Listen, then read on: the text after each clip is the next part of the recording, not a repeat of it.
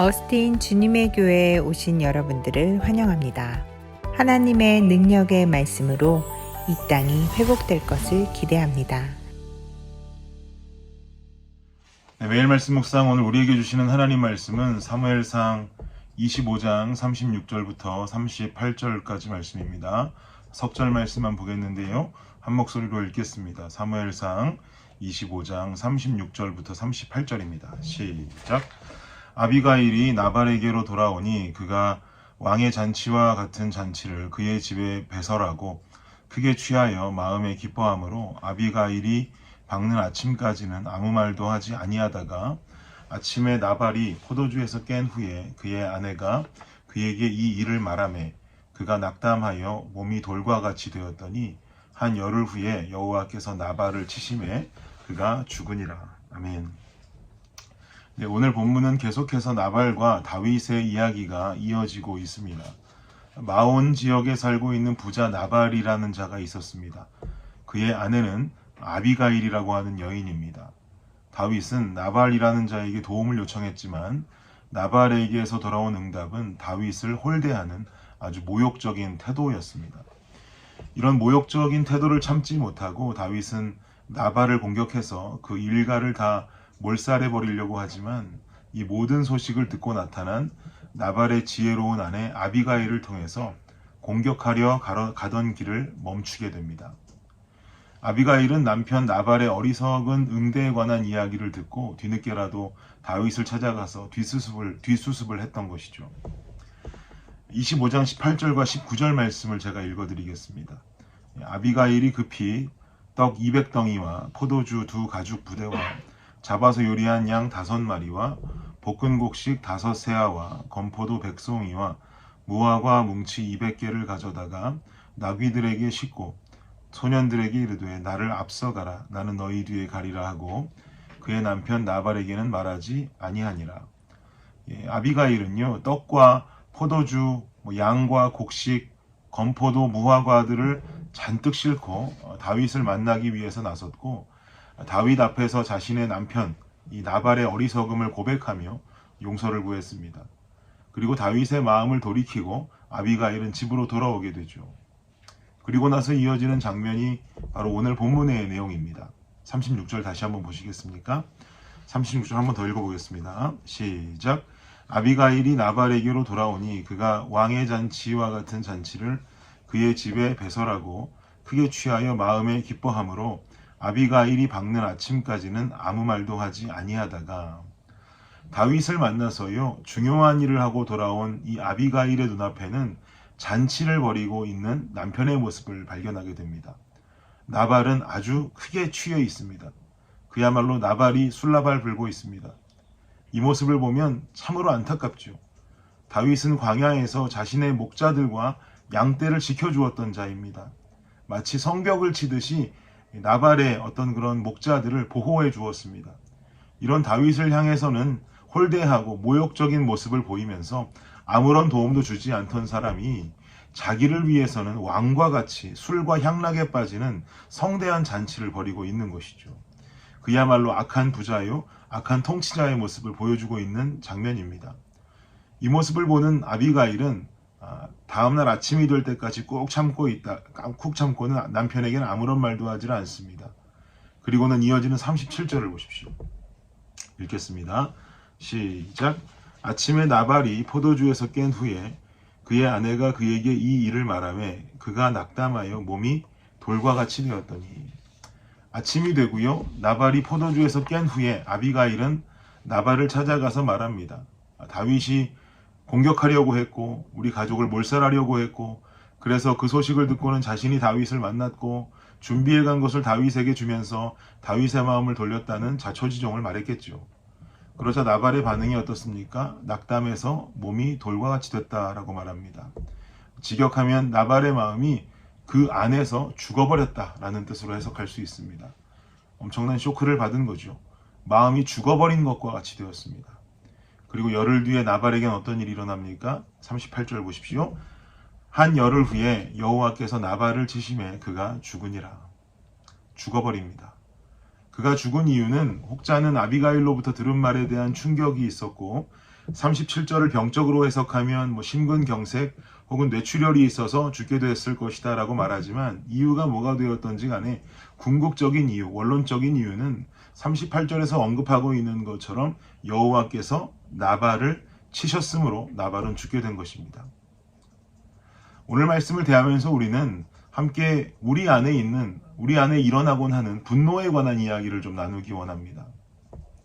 가끔 저희 집에 4번과 5번이 싸웁니다. 다투곤 합니다.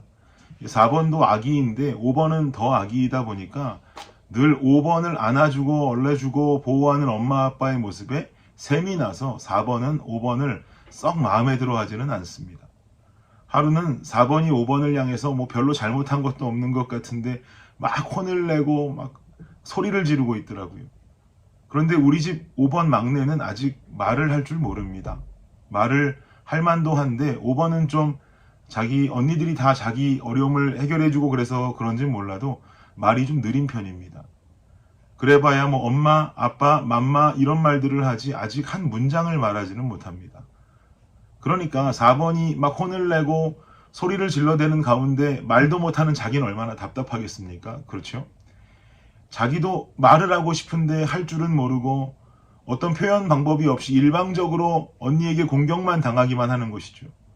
그러다가 결국 퍽 소리가 나서 보니까 5번이 4번의 얼굴을 때렸더라고요. 그리고 소리를 지르고 화를 내던 4번은 갑자기 한 방을 맞더니 울어버렸습니다. 여러분 5번이 4번을 때린 이유는 뭘까요? 간단하죠. 말을 못하니까 답답한 겁니다. 답답하고 화가 나는 마음을 억누를 길이 없으니까 가장 무식한 방법인 폭력으로 자신의 마음을 표현한 것이죠. 이 장면이 굉장히 재미난 모습 같아 보이지만 사실은 아주 중요한 메시지를 담고 있다고 저는 생각합니다. 보통의 우울증이나 분노 조절 장애나 이런 마음의 병을 치료하는 방법 중에 가장 좋은 방법은 카운셀링이다라고 말하죠. 내 마음에 쌓인 분노들 혹은 답답함들을 지혜롭게 들어주는 카운셀러를 찾아가서 이야기할 때 그 안에서 치료가 일어난단 말입니다. 그만큼 내가 입을 열어서 나의 화, 분노와 나의 답답함을 이야기하고 표출하는 것은 중요합니다. 이것을 하지 못하면 분노가 쌓이게 되고 화는 그만큼 더 올라오게 되죠. 답답함은 극에 달하죠. 카운셀러도 없이 쌓인 그 감정 그대로 표현할 길도 없고 방법도 없고 그럼 결국 어떻게 한다고요? 빵! 주먹으로 치는 거죠. 공격하게 된단 말입니다. 싸움이 되는 것이고 이것으로 인해 관계의 어려움들이 풀리질 않는 것이죠. 우리는 삶을 살면서 관계의 어려움을 겪습니다. 어디에 토로하고 싶고 표현하고 싶고 화는 올라오고 하는 경험들을 합니다. 본문의 다윗은요, 아비가일을 만났습니다. 지혜로운 여인이었습니다. 아비가일이 말하기를 28절로 뭐라고 말했었냐면 주의 여종의 허물을 용서하여 주옵소서. 여호와께서 반드시 내 주를 위하여 든든한 집을 세우시리니 이는 내 주께서 여호와의 싸움을 싸우심이요 내 주의 일생에 내 주에게서 악한 일을 찾을 수 없음이니이다.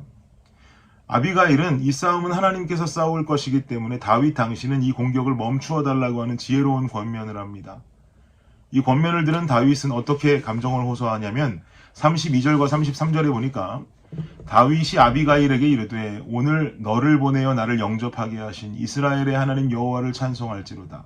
또 내 지혜를 칭찬할지며 또 내게 복이 있을지로다. 오늘 내가 피를 흘릴 것과 친히 복수하는 것을 내가 막았느니라 라고 호소하죠. 아비가일을 하나님께서 보내셔서 자신이 공격하여 피 흘리게 할 것과 복수하는 것을 지혜롭게 막아주셨다라는 것이죠. 여러분 우리 삶에 있어서요 관계에 어려움이 생기고 누군가 나를 공격하고 싸울 만한 일이 생긴다면 여러분 우리 함께 세 가지만 기억하면 좋겠습니다. 첫 번째는요 내 안에 올라오는 화를 말할 수 있어야 됩니다. 쌓아두지 마십시오. 마음속에 쌓아두면서 그것이 폭발할 때까지 간직하지 마십시오. 두 번째는요 내 안에 있는 화를 말하되 아무에게나 말하지 마십시오. 하나님의 선한 방법으로 이끌어줄 지혜로운 자를 찾아야 합니다. 나의 화를 듣고 누군가를 함께 욕해줄 사람을 찾는 것이 아닙니다.